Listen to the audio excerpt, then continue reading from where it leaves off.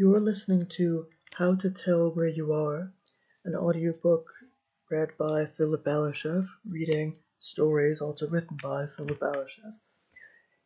As always, remember to like, share, and subscribe. And also, if you'd like to read the blog posts that I read from, you can check out the link in the description, which is a link to that blog. Then, the clouds were so dark and heavy that it was a wonder they didn't fall and crush them. Neither he nor Robin were at an age where that really seemed possible, but the storm made their other fears seem a little closer to reality. He began to think, but wildly and without regard for what was plausible. What if they had to stay there till nightfall? The moon, if it was out, and their safety depended on it, would be their only way home. Already, you see, he accepted as fact what hadn't yet happened. The stars may be pretty, but not useful to anyone but sailors. He didn't know any constellations and wasn't interested in the directions of the earth, except on a very small scale. They wanted to go from here, a big tree in the forest that served as their shelter, to there, their neighborhood.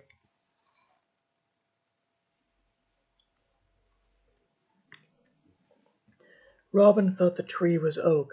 He thought most trees were oak, and liked how the word sounded. Will didn't care to guess. When Will tried to think of directions, his house appeared before him as it had been when he'd left it, the windows unlit because the sun was still shining, the yard not yet muddy with rainwater. But how, he asked himself, too embarrassed to ask Robin, would they get there? Especially with this rain. The rain and their being lost had nothing in common, but even unrelated troubles make each other seem worse, and his resulting panic actually made them worse. Will had been sent out by his parents to return a hammer to Mrs. Jacobs. He was at an age where being asked to do this was neither too demanding nor insulting. Mrs. Jacobs' husband was a carpenter. He had exactly what Will's father needed for some home repairs, but that need wasn't so pressing or so frequent that it was worth buying the tools himself. Robin met him halfway there and convinced him Mrs. Jacobs could wait a little longer. The funny thing was that the Jacobs' house lay perfectly between Will's and Robin's. He recounted this to himself, even the joke, hoping that it might help remind him how they had gotten here. Will sat and held the hammer, the head in his palm, his other hand on the handle. What are you going to do? Robin asked. He knew Will didn't have an answer, not a good one anyway. But the point was to make him feel stupid for getting them into this mess. Break your head open, Will said flatly. Then he looked to the ground with drooping, sad eyes, presenting the back of his own head to Robin. Robin was the weaker of the two, and also the least agitated. Now he knew where they stood. He said nothing in the hopes that his silence would show he meant no harm. It wasn't his fault they were here. Will put the hammer down beside him. Robin's back was still turned, but he heard the crunch of pine needles and figured what had happened. He looked to Will, who stared off into the distance, maybe at the trees, maybe at nothing. Robin threw some pine needles at him to get his attention and to annoy him. Will glared back, not bothering to raise the hammer. There was no need to elaborate. Robin looked away, the best retreat he could make in that situation, and inspected the trees, just those right in front of him, since the storm made them nearsighted. He knew nothing about trees except for what he saw, their shape, size, and color. Where and how they grew was a mystery, he answered with here and now. There were white birches, the younger of which were bent under the weight of the rain and the wind, the older of which the weather had already bent, lower and more permanently too. After the storm, the young birches would stand straight again. The older birches were worn out. The boys could sit here silently for as long as they were warm. Their trees' branches were long and wide, and numerous enough to shield them from the rain. They wouldn't freeze or get wet, but neither would they be comfortable. Robin tried to nap. He made Will promise to wake him, but when he didn't say.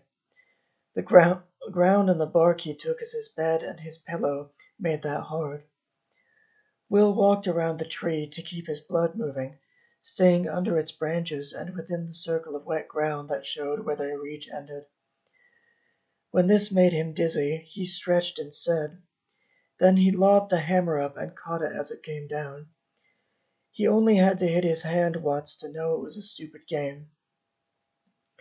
Robin woke up at the sound and laughed when Will told him what he'd done. They had gone into the forest because it was a place they had not yet explored. From the moment he decided to follow Robin rather than tell him to wait a while or else come along to Mrs. Jacobs' house, Will treated the hammer as a toy, not a tool.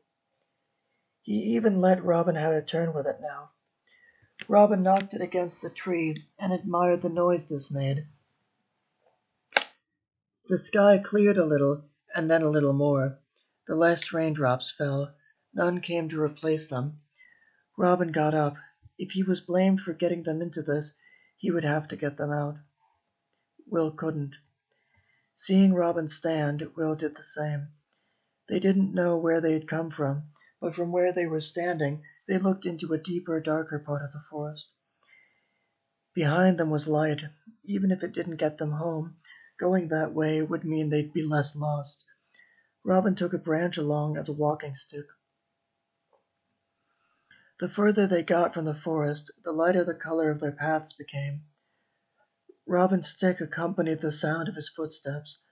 The bump of the stick as they hit the ground grew louder as they traveled over harder roads. The more people use a road, the more their feet beat down any plants that might grow, and in their case there was a clear distinction between where they walked and the dry brown fields they walked beside. While Robin looked ahead, Will kept an eye on the clouds behind them, as if a storm could form just as suddenly as it had before and follow them with human intent. Robin took their escaping the forest as a good sign, one he shared with Will, who was less pleased. "We're not lost back there," Robin said, as if Will just didn't understand what he had to be happy about. "We're lost up here instead," Will replied. They saw a street, and then a car came by. Their feet hurt no more than they had a minute ago, but now there was a chance they wouldn't have to walk. They debated the safety of hitchhiking as the car drove away. Another would show up eventually. They kept walking and held their thumbs out, though they weren't clear on what to do if someone stopped. "Even if we find somebody who'll help us, and who would, where would we ask them to go?" Robin said. "Our street. Our neighborhood would be good too." "Right, but it's not a taxi. They're not going to go out of their way," Robin continued. "I know, I get it," Will said as he slouched and looked to his right. The landscape hadn't changed. "Well, we've been going the same way for a while." Their discussion was interrupted by another car. It slowed, as if debating how trustworthy they were, then made its decision and sped up. Wet streets be damned. Will looked for a stone to throw, finding none. A hammer was no good at this distance. The car escaped unharmed. Robin threw his stick to the field. He was bored of it anyway. When it became clear that their chances of being picked up were next to or even exactly nothing, they made a game of guessing what model the next car would be. Robin began, a Ford. "Nobody buys those anymore," Will said. "What are we betting for?" "A Chevy." "For fun," Robin said. He won the bet. "A Chevy," Will said again. "You sure about that?" Robin asked. "Well, you'll be right sometime, I guess. A Mercedes." Neither won that bet, nor the next. They lost interest in their game.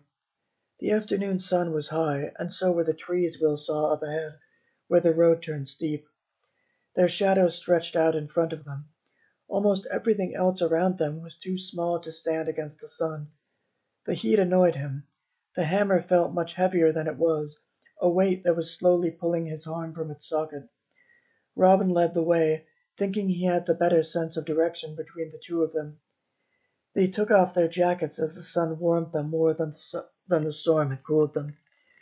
Robin thought about taking his shirt off too, but what would Will think? The weather was mild anyway. Occasionally, Robin would glance over his shoulder to see if Will was still there. Each time Will saw his face, it annoyed him more and more. Robin did this 4 times, and when he turned back to the road, Will had the sudden urge to run up from behind and put the hammer to his head. He saw how his skull would crack, as if a boy who looked just like Robin had sacrificed his life, and yet another boy, like himself, had forfeited a prison sentence, all to demonstrate what might happen if he gave in to these thoughts. It shocked him to think this way, but his anger wasn't gone yet. If not for Robin, he wouldn't be lost in this heat. If not for him, he wouldn't be here with him, wherever that was. He whined about Robin in a hushed voice, not because he cared whether anybody heard, but because he was too tired to make sure of it. Robin did the same, but blamed the sun for being hot, and the forest, or at other times the storm, for getting them lost. As they went downhill, Will's feet hit the road with more force than usual, like he was deliberately stomping on his blisters. He blamed this on Robin too. Will's eyes flicked about quickly, violently, or else they stared ahead, too tired to show feelings other than sullen anger. The road leveled out, then it curved. They stopped where the arc was sharpest. From there they could see so much more than the views to which they had grown accustomed: the sky, the road, each other, and the occasional car. They had, it turned out, taken the long way back. They could see where they had entered the forest and where they had left it, and there was their neighborhood. Not all of it, but enough to know what it was. A short walk, and there were their homes. It seemed awful to have to go their separate ways now, after all that. Despite everything, Robin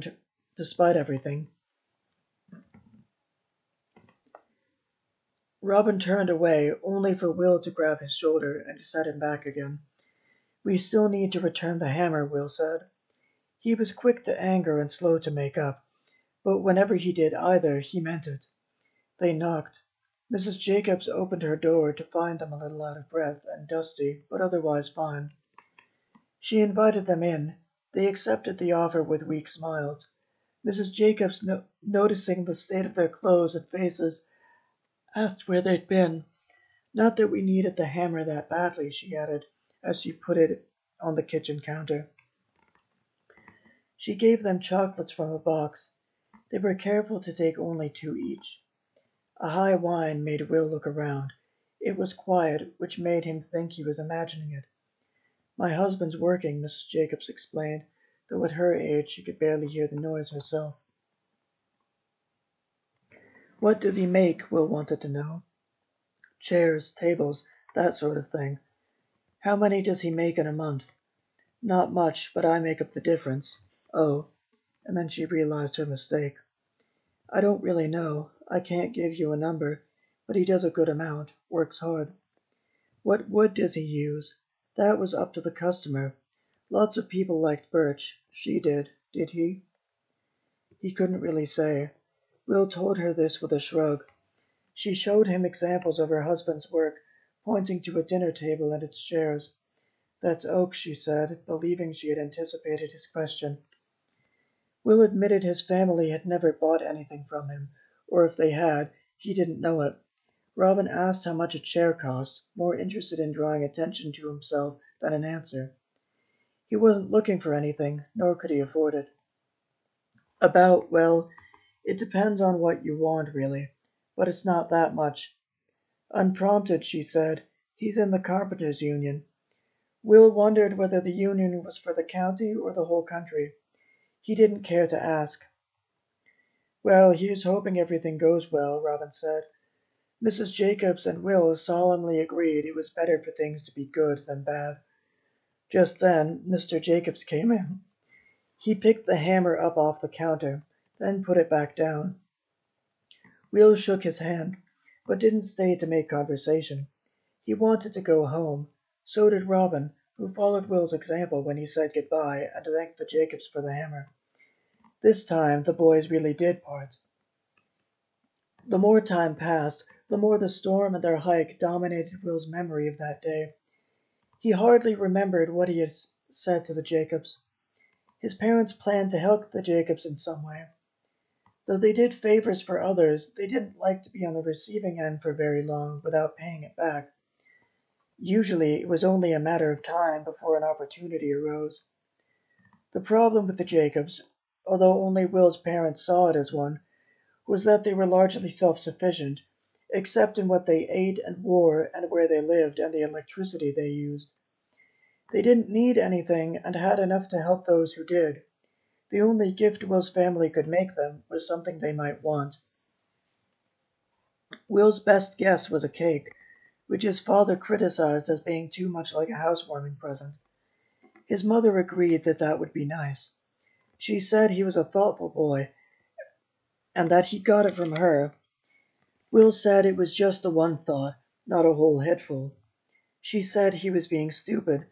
Now he agreed with her. It should be a chocolate cake, which Will believed almost everyone liked, and homemade. He went about selecting the ingredients at the supermarket with ridiculous care. Was this or that flour better?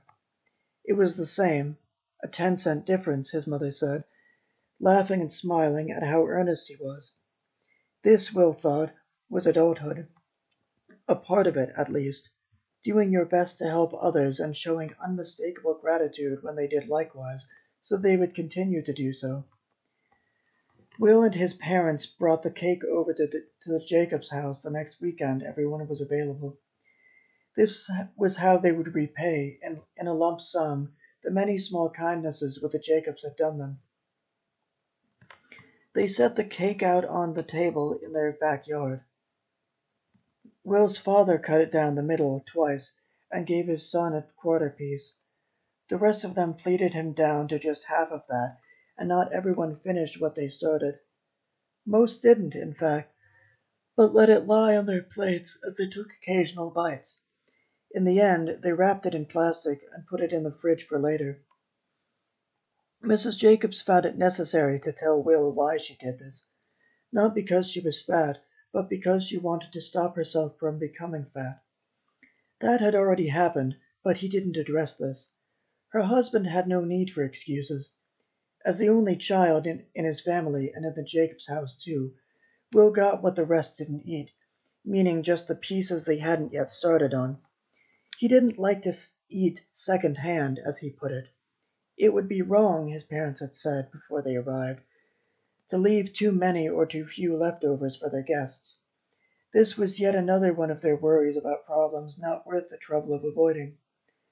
He didn't even understand the principle which his parents took too far, that guests should be accommodated in just about every way, and just about every way possible.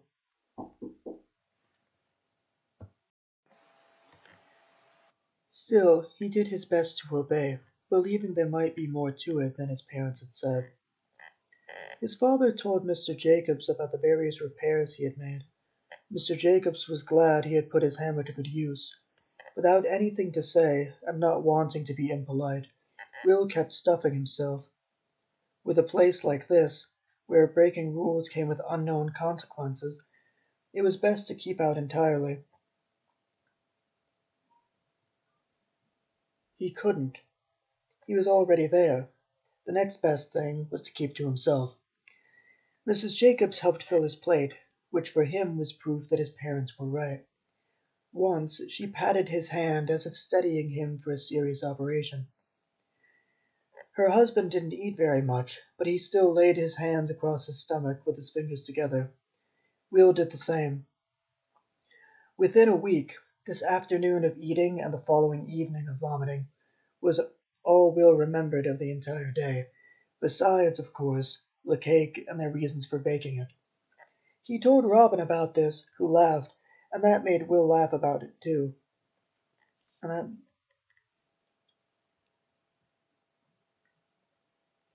He wasn't ridiculous, it was the situation itself that they joked about.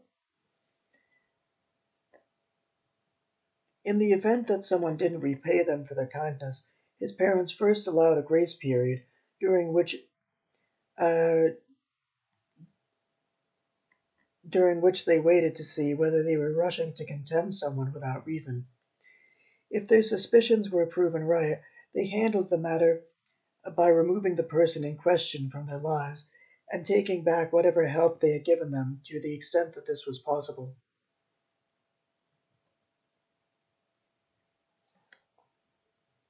The reason Will's father had compared a cake to a housewarming gift was that they had given that same sort of cake to another neighbor for exactly that occasion. It went about as well as their last visit to the Jacobs did, except that their new neighbor didn't seem to understand that once your house has been warmed, so to speak, you should invite people back regularly, rather than once a month in the immediate aftermath, and then never again. The only revenge that they could get was calling the neighbors impolite to their faces, and other more impolite insults to their backs.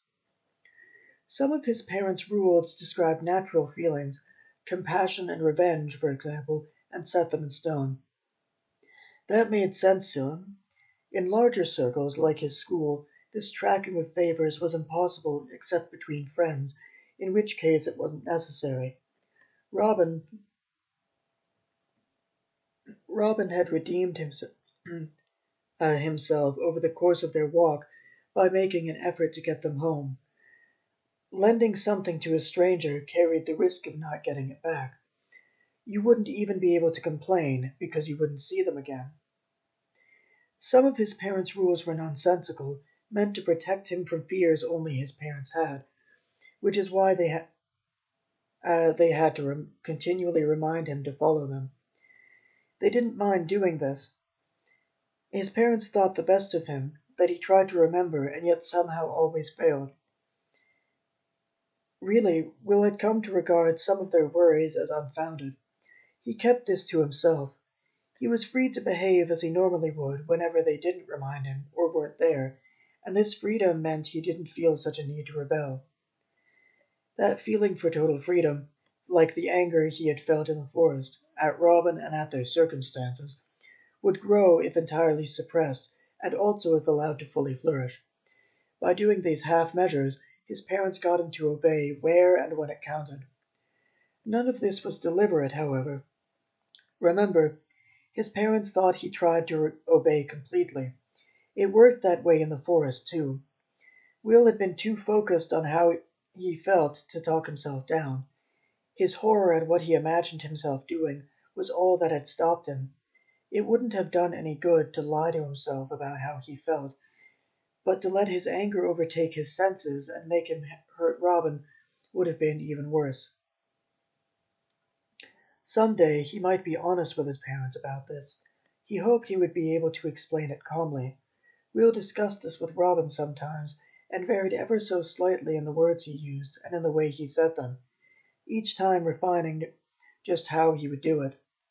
He wanted to show how ridiculous some of their fears were, without also insulting them.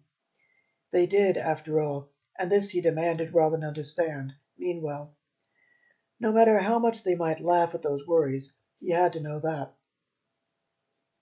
They walked the trail they had taken on their way back from the forest. Not all the way, not all of it, but far enough that Robin found his walking stick, or at least one very similar, and then they turned around. They didn't want to get lost there a second time. Robin whacked him with his walking stick, not hard, but it smarted. Will took the stick from him, playing up the annoyance he felt, and broke it up over his knee with some difficulty. He allowed Robin to pout for just a second, then handed half of the stick to him and kept the other so he could hit back. When they had exchanged blows, both understood the game that Robin had proposed, and Will, by retaliating, had agreed to play. It was afternoon, about as late as it had been then, though now noticeably cooler. Their shadows grew a little every minute.